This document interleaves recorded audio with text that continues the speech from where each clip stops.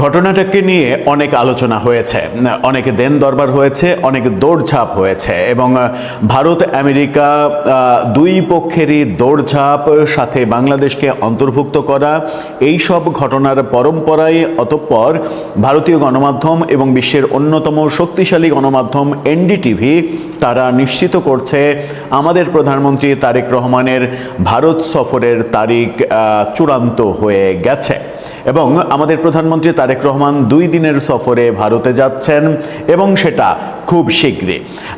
NDTV যখন এটা চূড়ান্ত করছে এবং এনডিটিভি বলছে দুই রাজধানীতেই, ঢাকা এবং দিল্লিতে এই সফরের ব্যাপারে প্রস্তুতি, অর্থাৎ সফর যখন হবে 2 দিনের সফর, সেই 2 দিনের সফরে কি কি ঘটবে সেই প্রস্তুতি, শেষ মুহূর্তের যে প্রস্তুতি সেগুলো শুরু হয়ে গেছে।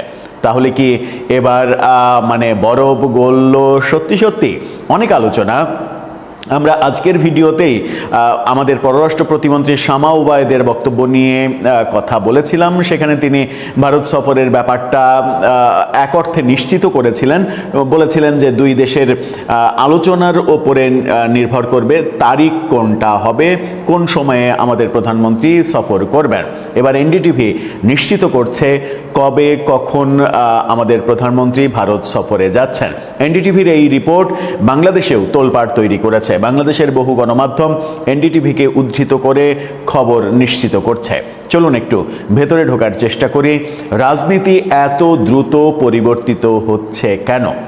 আমাদের প্রধানমন্ত্রীর ভারত সফরের নিশ্চিত তথ্যের কথা যখন বলছি, তখন আজকেই আন্তর্জাতিক অপরাধ ট্রাইব্যুনালের চিফ প্রসিকিউটর আমিনুল ইসলামের একটি বক্তব্য নিয়ে একটি ভিডিও সামাজিক যোগাযোগ মাধ্যমে ভাইরাল হয়েছে।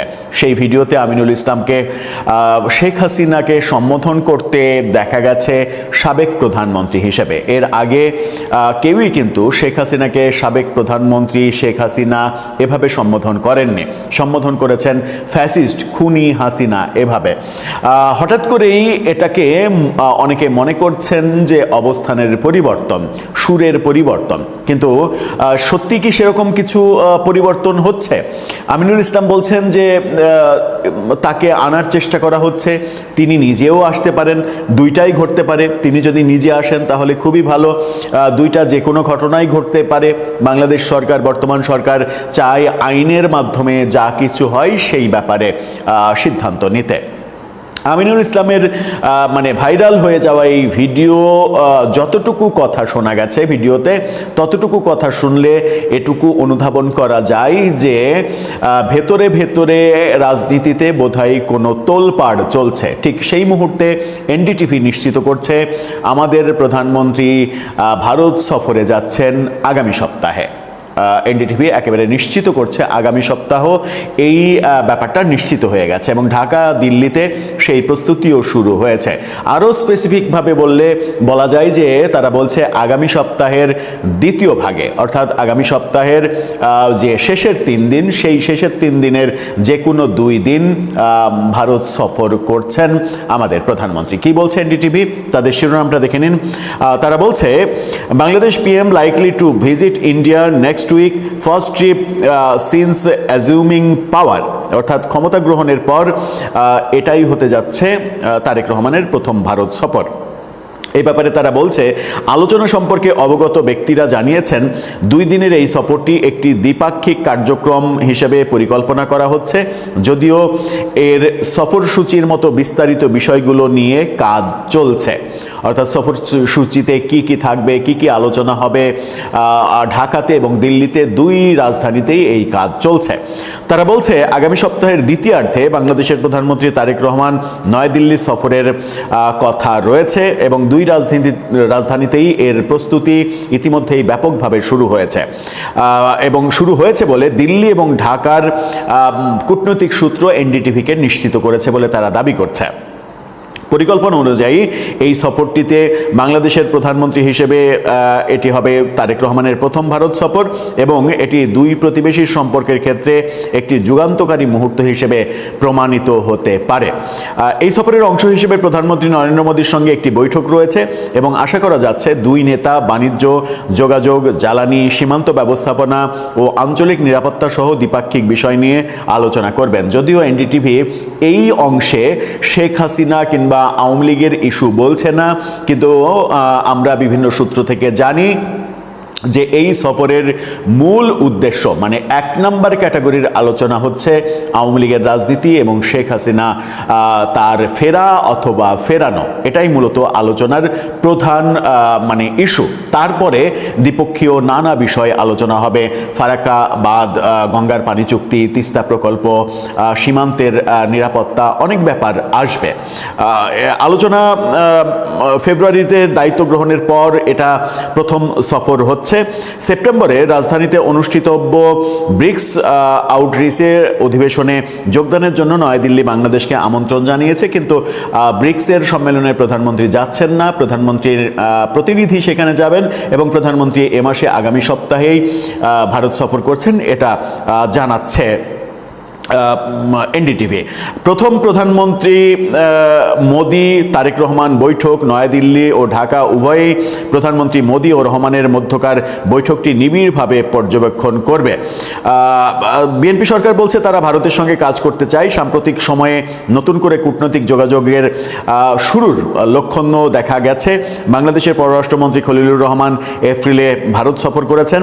শেখ হাসিনার প্রত্যার্পণের অনুরোধ একটি বড় বিষয় হতে পারে এই আলোচনায়, কিন্তু ভারতের অন্য গণমাধ্যম নর্থ ইস্ট নিউজ তারা বলছে প্রত্যার্পণের ব্যাপারটা মীমাংসিত হয়ে গেছে, প্রত্যার্পণ শব্দটা আর নেই, এখন প্রত্যাবর্তন নিয়ে আলোচনা হবে। অর্থাৎ এই বৈঠকে শেখ হাসিনা যে ফিরতে চান সেই ফিরতে চাওয়াটা কিভাবে হতে পারে, বাংলাদেশে তার নিরাপত্তা আছে কিনা, তিনি ফিরলে বাংলাদেশ কি ব্যবস্থা নেবে, গ্রেপ্তার করে কারাগারে নেবে নাকি তার মানে যে সাজা সেই সাজা 1 বছরের জন্য মওকুফ করবে, তাকে আপিলের সুযোগ দেওয়া হবে এবং আওয়ামী লীগের রাজনীতির উপরে নিষেধাজ্ঞা উঠে যাবে। মূলত এগুলোই আলোচনা হবে সেখানে। সাথে পানি, বাণিজ্য, সীমান্ত সমস্যা এগুলো নিয়ে নানাভাবে আলোচনা হবে। পরিকল্পিত এই সফরটি এমন এক সময় হচ্ছে যখন উভয় পক্ষের সম্পর্কে স্বাভাবিকতা ফিরিয়ে আনতে আগ্রহী বলে বলা হচ্ছে এবং এই মানে ব্যাপারটা মানে অনেক বড় রিপোর্ট পড়ার কিছু নেই।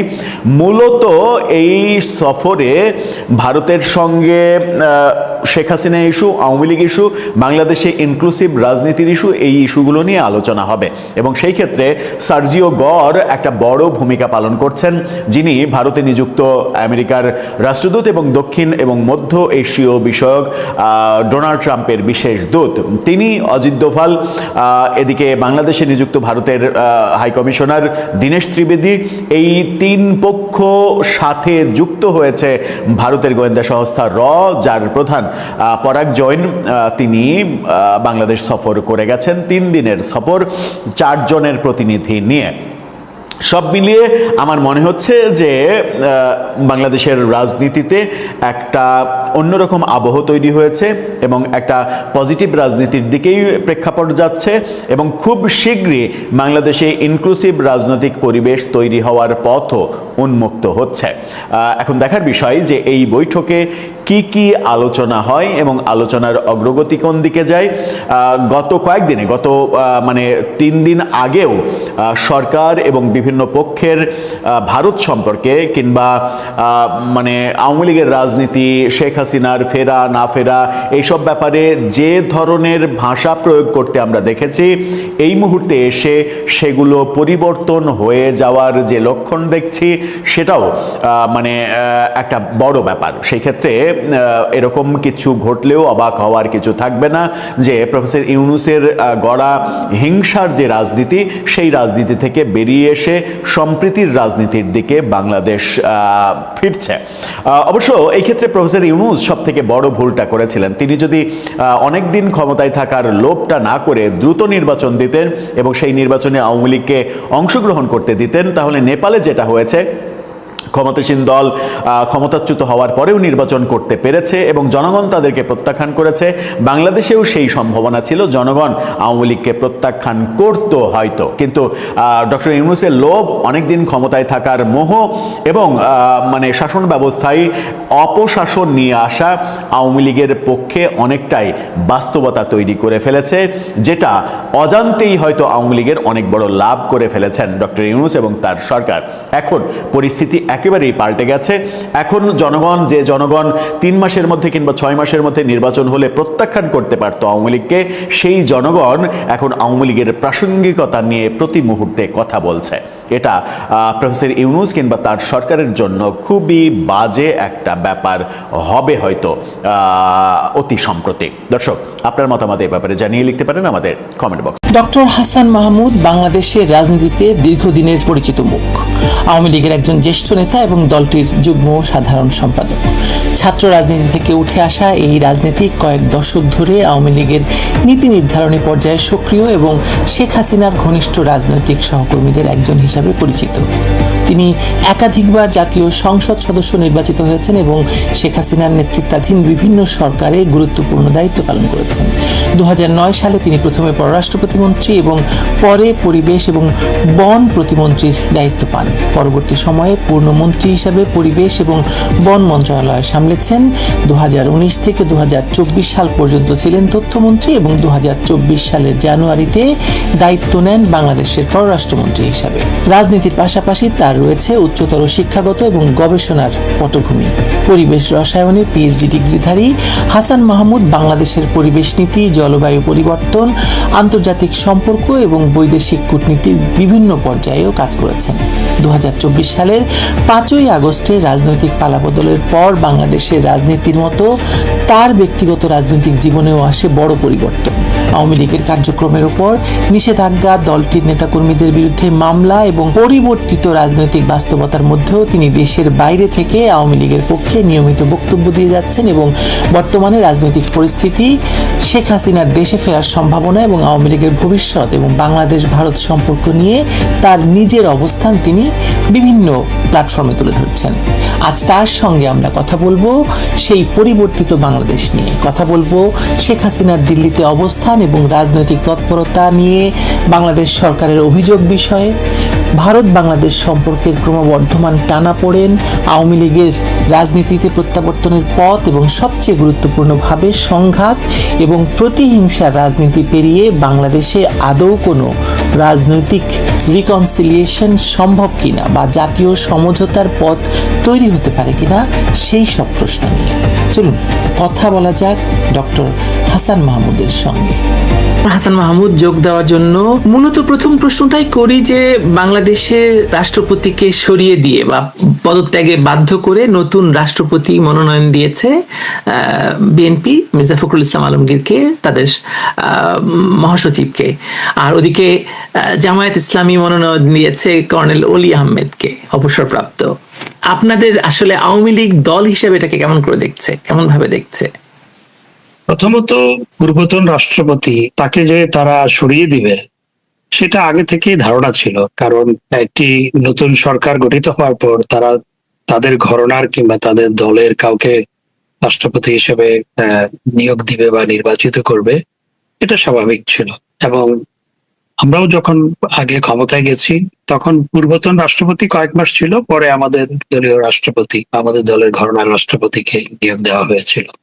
তবে 96-এ ইট ওয়াজ এন এক্সেপশন যে নির্দলীয় নিরপেক্ষ ব্যক্তি জাস্টিস শাহাবুদ্দিন আহমেদকে মাননীয় প্রধানমন্ত্রী জননেত্রী শেখ হাসিনা আওয়ামী লীগ সভাপতি রাষ্ট্রপতি হিসেবে মনোনয়ন দিয়েছিলেন এবং তিনি নির্বাচিত হয়েছিলেন। এবার আসলে অনেকের নাম শোনা গেছে রাষ্ট্রপতি হিসাবে দলের এবং তাদের দলের বাইরে থেকে। তবে আমি যেটি মনে করি, যাকে মনোনয়ন দেওয়া হয়েছে মির্জা ফখরুল আলমগীর, তিনি তাদের দলের অন্যান্যদের চেয়ে শুরু থেকেই নানা বিবেচনায় এগিয়েছিলেন।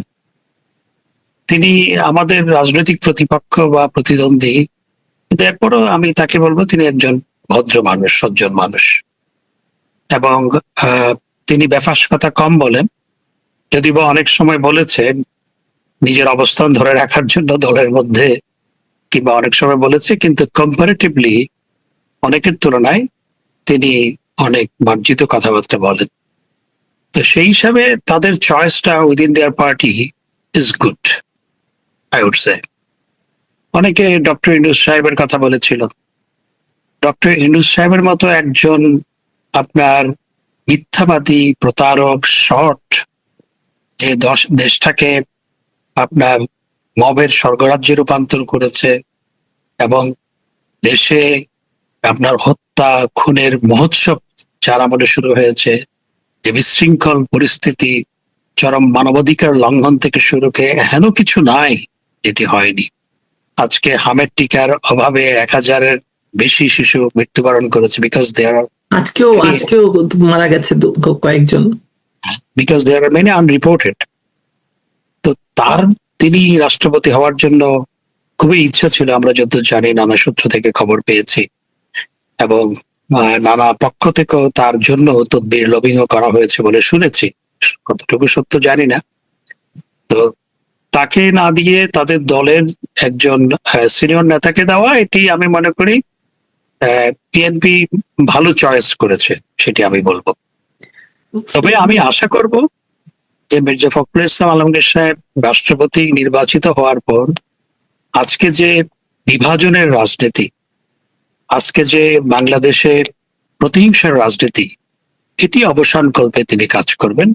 এই প্রশ্নটি আমি করতে চাইছিলাম আপনাকে, কারণ আমরা যখন দেখলাম যে অবৈধ ইউনূস সরকার ক্ষমতা গ্রহণ করলো এবং আওয়ামী লীগকে নিষিদ্ধের কাজ কারবার শুরু করলো, তাদের নিজস্ব লোকজন লেলিয়ে দিয়ে প্রথমে দাবি করানো হলো এবং তারপরে তাদেরকে জল কামান দিয়ে, হালকা জল ছিটিয়ে দিয়ে তাদেরকে মব করার সুযোগ দেওয়া হলো যমুনার পাশে, যতটা আমি মনে করতে পারি।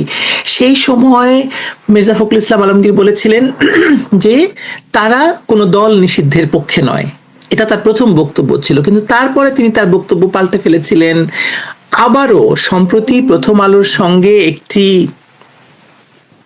সাক্ষাৎকারে মির্জা ফখরুল ইসলাম আলমগীর শেষ করেছেন এভাবে যে আমরা আসলে রিকনসিলিয়েশনের রাজনীতিতে বিশ্বাস করি, আমরা আসলে রাজনৈতিক বহুত্ববাদে বিশ্বাস করি। উনি এই শব্দটা ঠিক এইভাবে বলেন নাই, কিন্তু উনি ইঙ্গিত দিয়েছেন।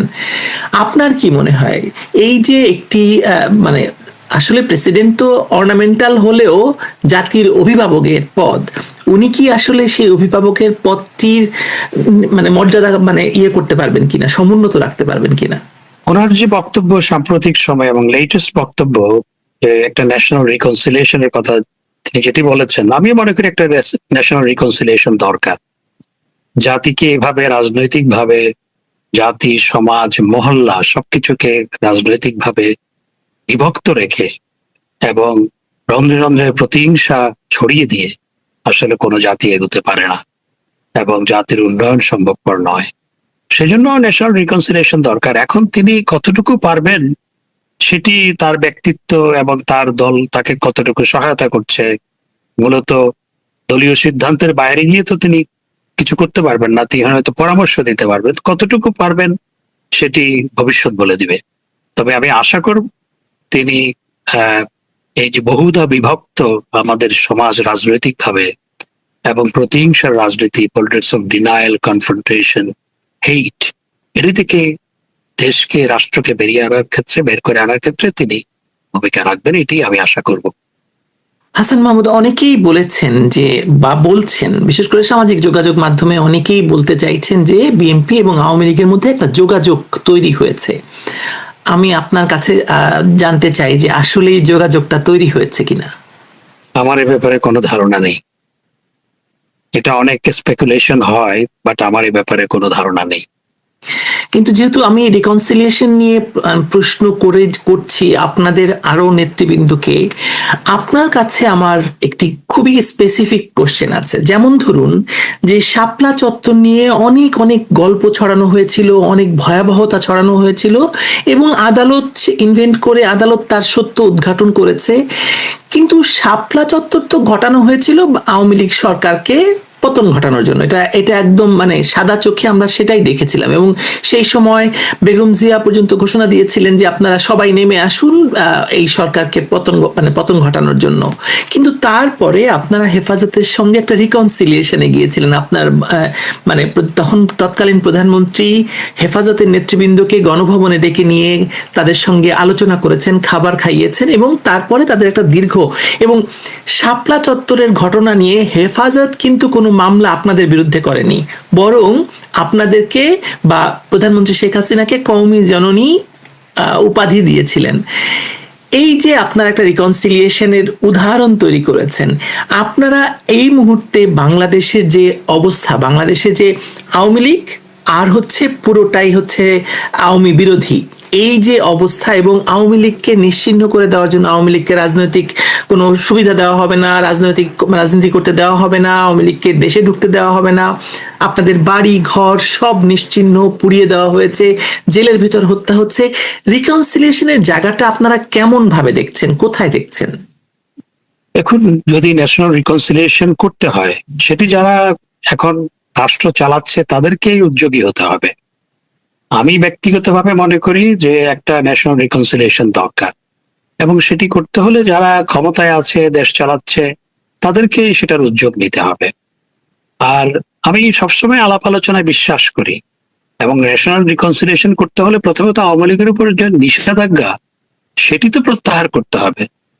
যেই দলটি দেশের স্বাধীনতা সংগ্রাম, স্বাধীনতা যুদ্ধে নেতৃত্ব দিয়েছে, স্বাধীনতার পরে 6 বার রাষ্ট্র ক্ষমতায় গেছে, হ্যাঁ, সুতরাং সেই প্রায় 25 বছর ক্ষমতায় ছিল, সেই দলকে আপনি, যেই দলের জনসমর্থন আজকে বিভিন্ন আন্তর্জাতিক আপনার ক্রেডিবল অর্গানাইজেশনের প্রাক্কলন অনুযায়ী, জরিপ অনুযায়ী, যেই দলের জনসমর্থন 50% বেশি, জননেত্রী শেখ হাসিনার জনসমর্থন বা approval rate is more then 85%।